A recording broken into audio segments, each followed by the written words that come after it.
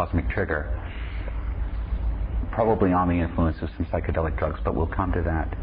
And in it, he summarizes yours and your brother's work on the time wave, and he, in fact, charts out history into 3 major sections: the 67-year section, which will comprise the bulk of my life, an interesting 13-month section, which will happen in 2011, and then an interesting 6-day section, which will happen immediately preceding the winter solstice in 2012, in which I believe during the last 6-day session there will be more novelty than has existed on the planet since ever.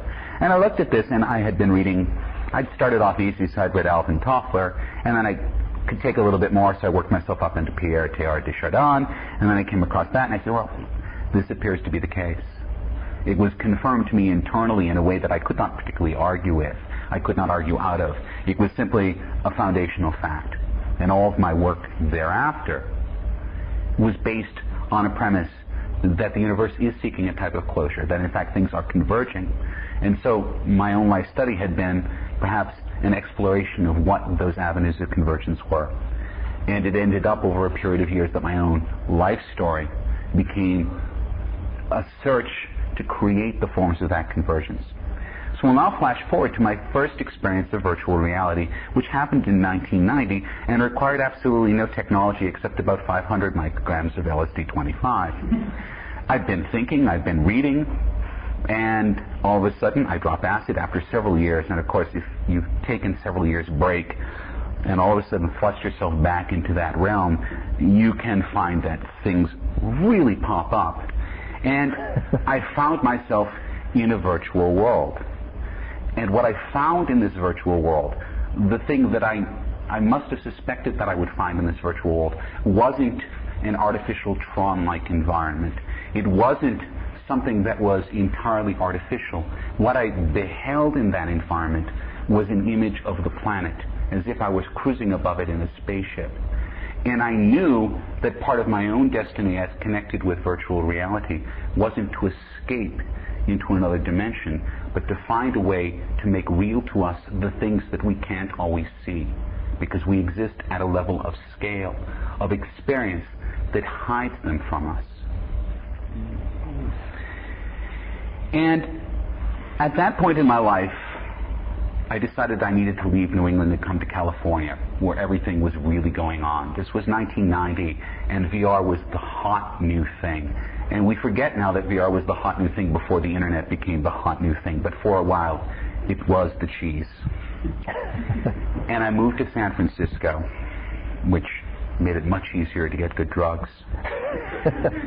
And I started to explore, by working, by building systems, what virtual reality was.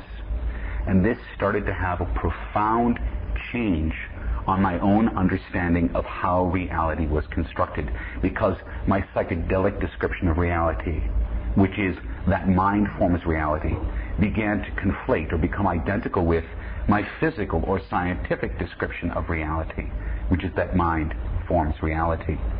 And all of a sudden I understood that everything I used to understand about the way the universe works wasn't as true as I had thought. And so this began to inspire in me a search to get to some basic level of being that would allow me to work in a world that was manifest because of my own will, and just as much as manifest because of your own will. Because where we're going, the simulated and the real are going to get really blurry. And we don't have any tools. We don't have any tools of mind.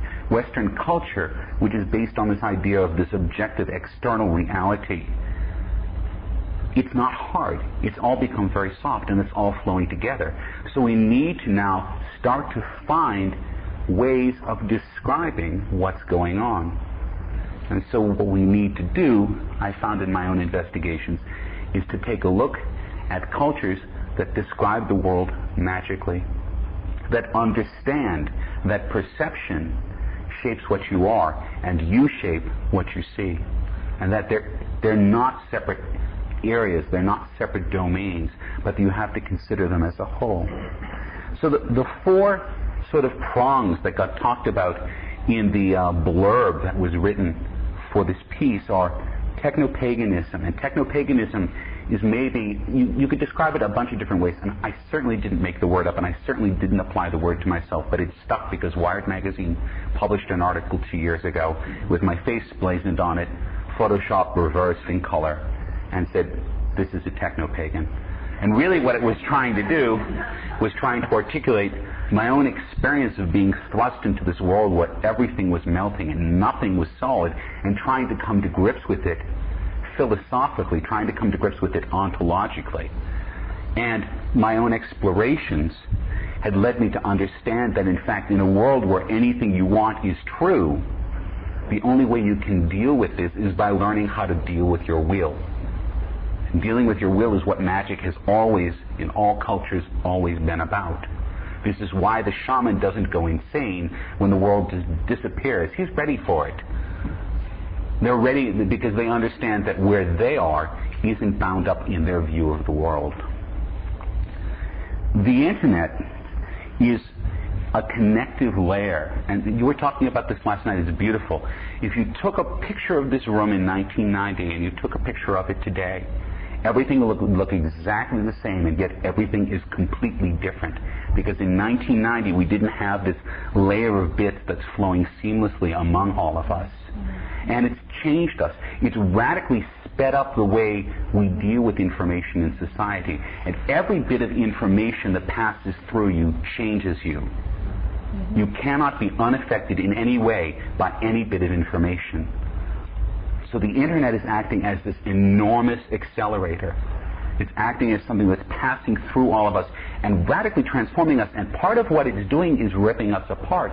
And that's dangerous.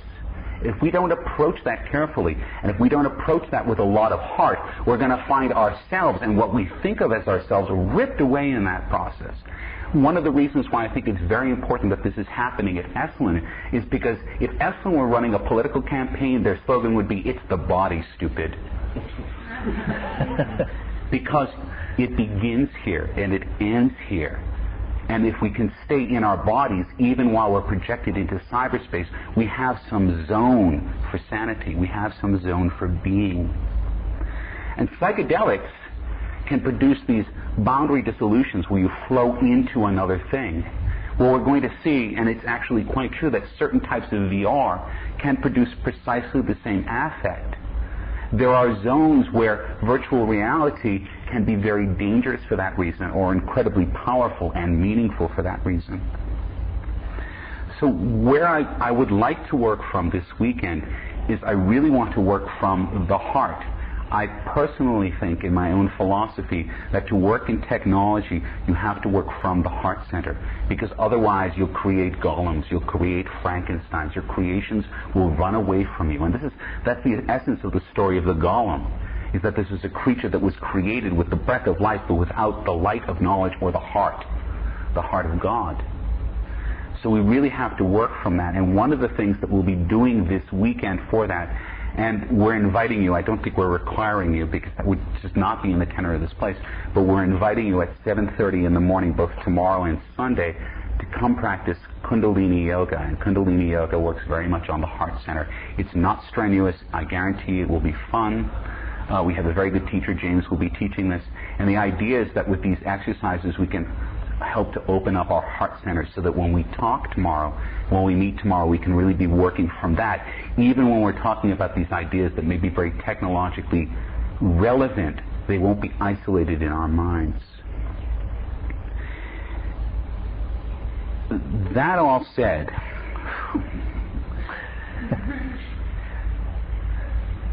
I also want to explore the joyous nature of what we can do. And a lot of my work has been around exploring the joyous nature of what we can do. We have to, if we're working from our hearts in these environments, then a part of what we want to do is be joyous in these environments. One of my biggest gripes about the internet is that it can't, as yet, contain the tenor of human emotion, which is so important. If we're building this edifice to be the global mind and it can't laugh, we've got a big problem. If it can't sing, we have a big problem. And so one of the things we'll be doing probably in the evening on Saturday, is doing something we call voce, which Paul and I have been working on. We call it world song or voce, which is a singing or toning technique. And it can produce a quality of connection in a group of people, which is the closest I've heard it described as almost like instant ecstasy in the sense of the drug. And it's a temporary sort of lowering of interpersonal barriers in a really, really wonderful way. And hopefully at the end of all of this, I will have been inspired, and Terence will have been inspired by what you had to say, and we'll be able to bring that heart-centeredness, which has to, I believe, remain at the heart of how we work when we're working in the world and with technology in the world. Isn't he a great guy?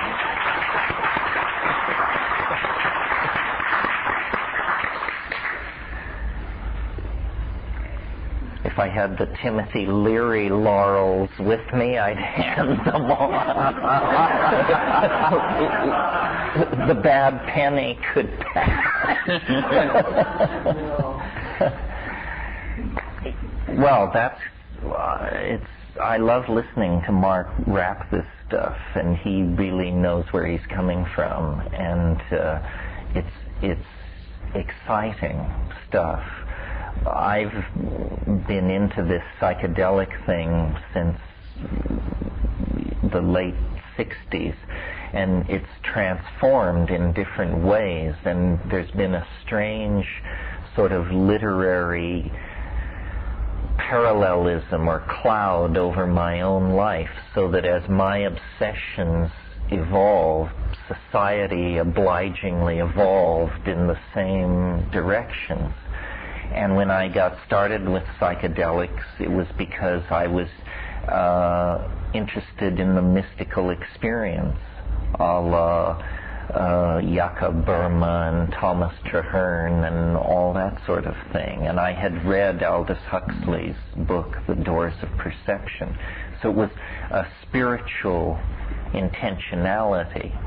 And as time passed, I was completely satisfied in that, but I also became interested then in what were psychedelics in terms of their impacts on large numbers of people and on human social and cultural evolution, because to me it was just this incredible power, this dimension which my own culture completely denied and overlooked, but that obviously from the first time I had a major trip on, it was clear to me that this had to have evolutionary implications.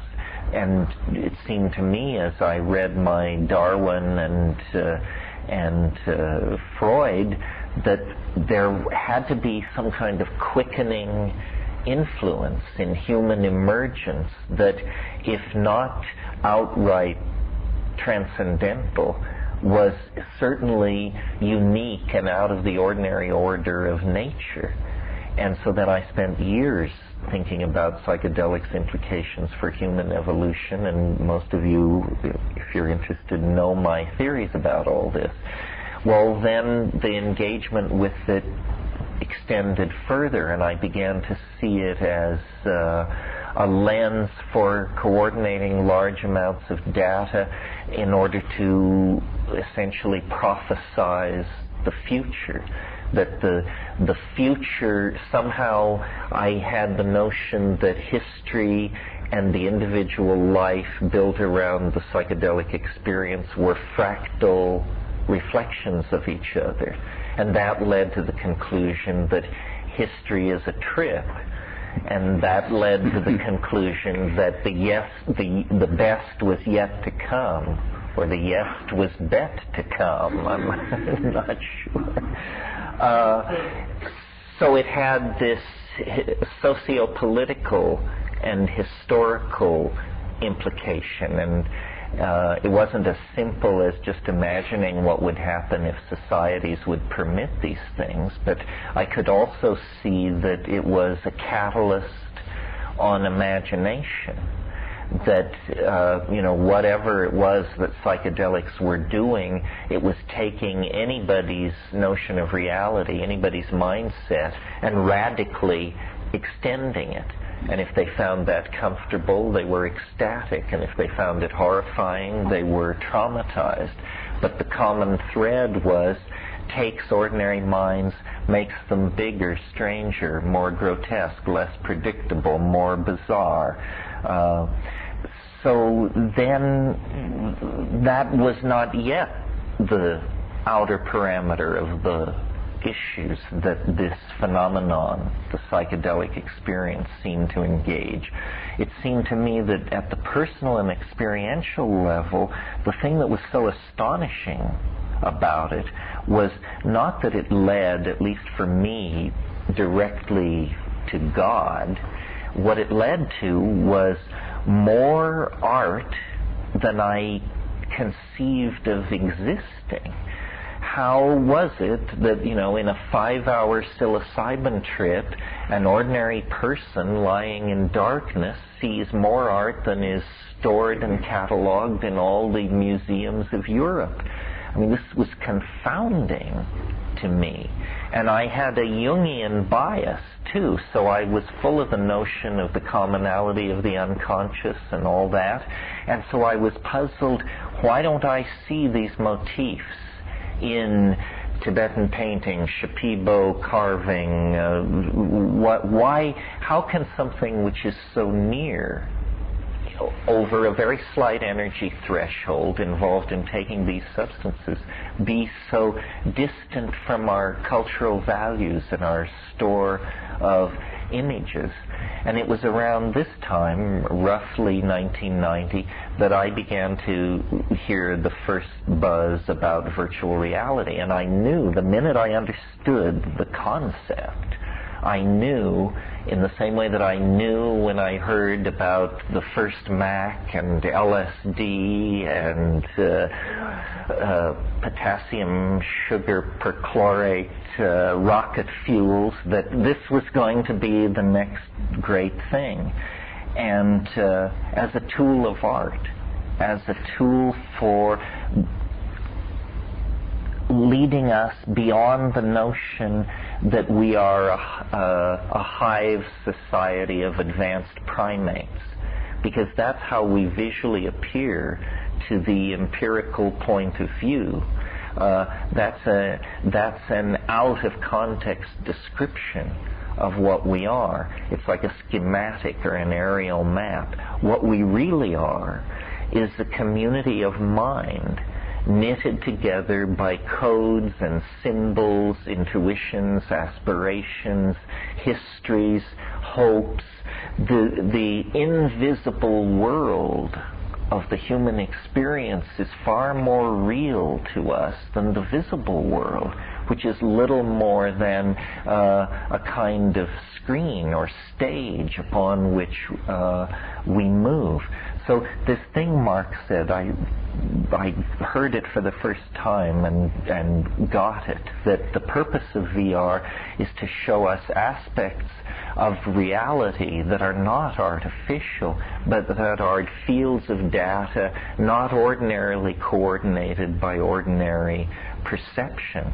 Ralph Abraham, who's a favorite around here, has talked about how mathematics, which has been a high priesthood of arcane formulae and special signifying languages, is giving way to visual understanding.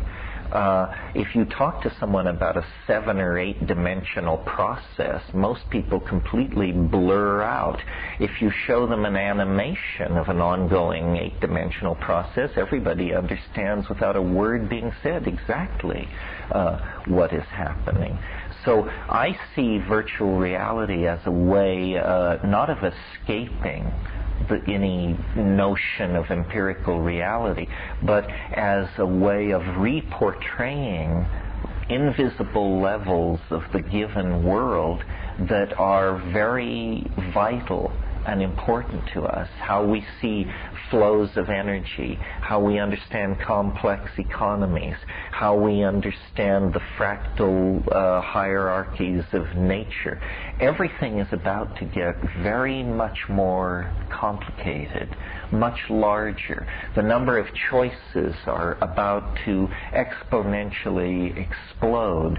In a sense, these technologies point us toward, if not literal godhood, then a kind of fictional godhood. We are all going to become the masters of the narrative in which we are embedded.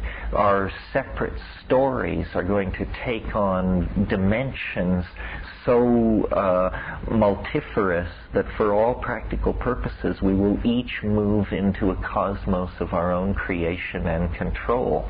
It's, in a way, all that is happening is that what is already co-present with three-dimensional reality is being literalized, but literalized in time scales that make the nature of the game apparent to all but the dullest among us. I mean, after all, we have always lived in virtual realities ever since we abandoned nomadism and defined a polis and a wilderness. And, when Hammurabi set up the first codes in Babylon, these were operating codes. These were constraints on the human system that did not fully implement its capabilities, but rather defined and limited it for purposes of implementing certain design goals.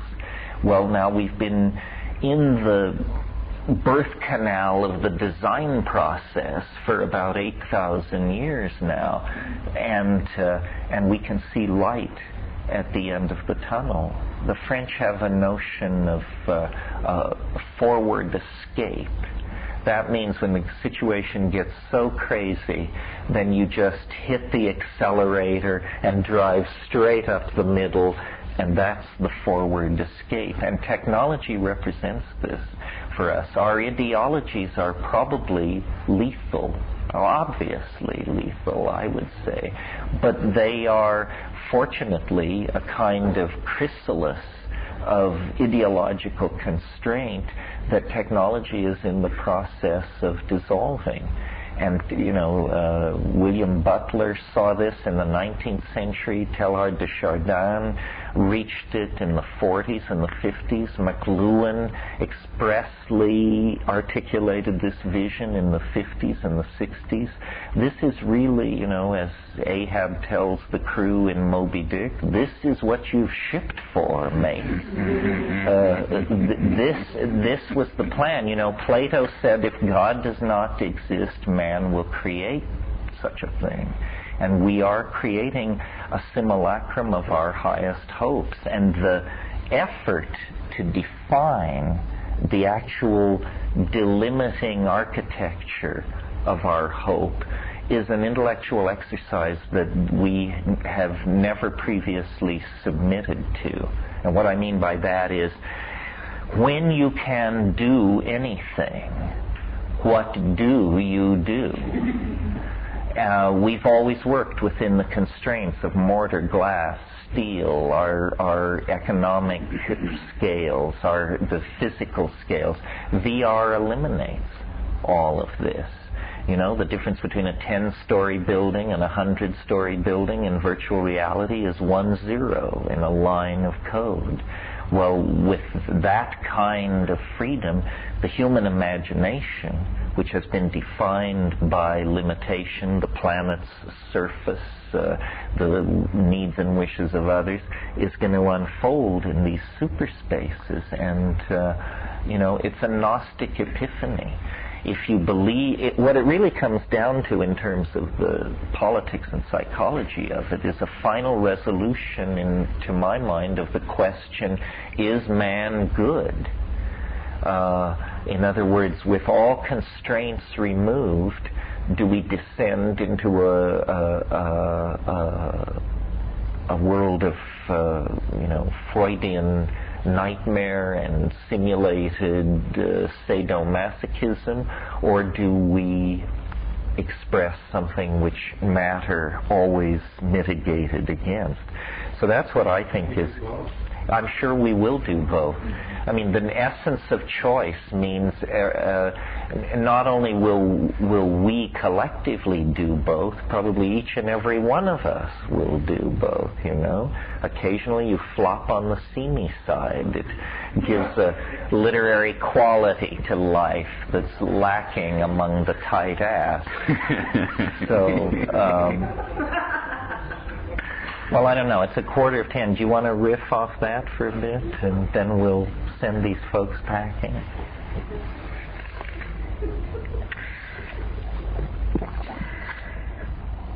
I've been piecing together an essay while I've been here, which I'm calling West of Esalen, which is interesting because if you take a look at what's west of Esalen, you see a gaping cliff which has been growing of late. And Esalen, as is all of California, is breaking off and falling into the sea. And there is no safe land anywhere.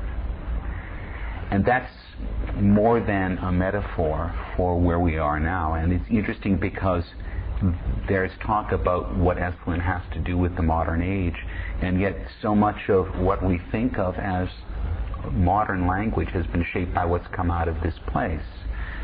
Talking about, you know, somebody's vibes or being touchy-feely or even doing yoga, which is now, of course, all the rage in late millennial culture. These are all impulses that came out of this place. So there's something about this space and about the body which is incredibly right. And even if Esalen vanished tomorrow, God forbid, even if it did, the impact of it as an institution has been profound.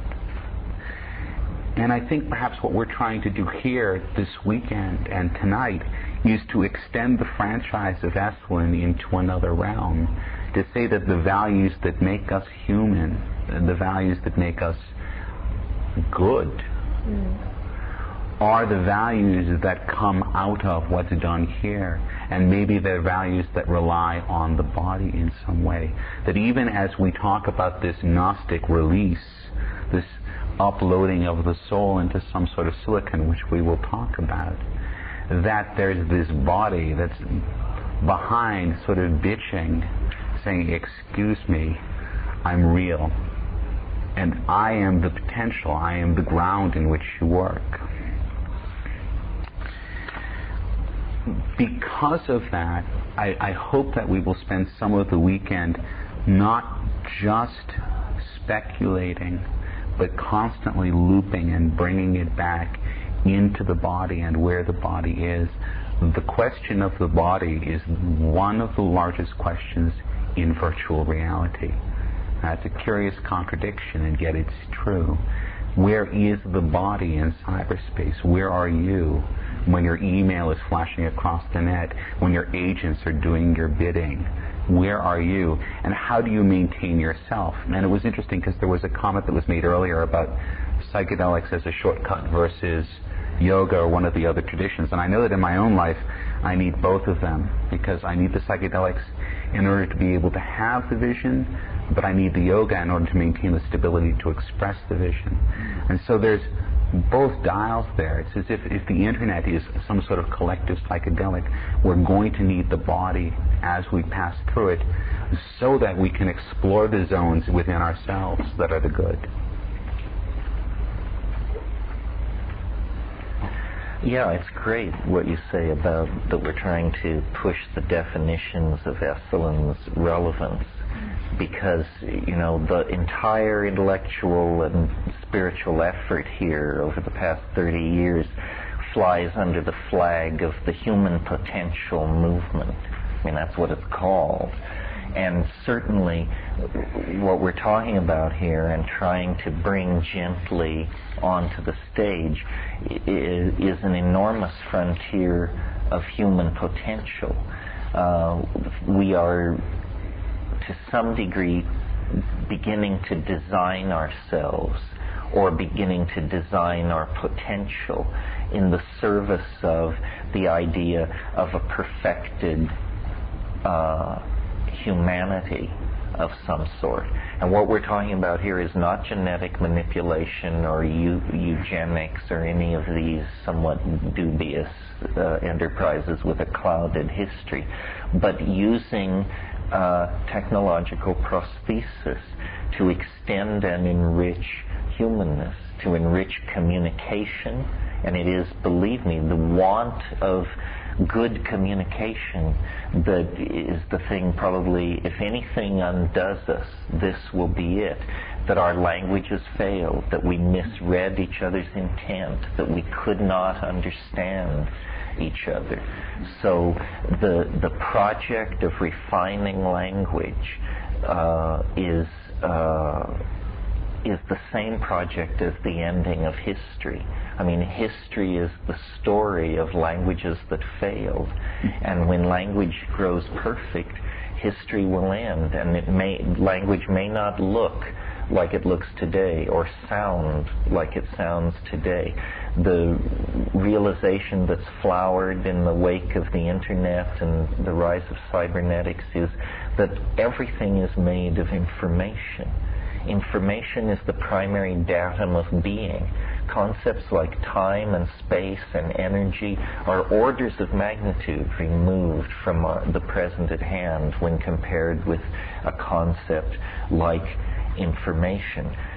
And as Mark said, every iota, every bit of information that passes through us, that we generate, that we transmit, changes us.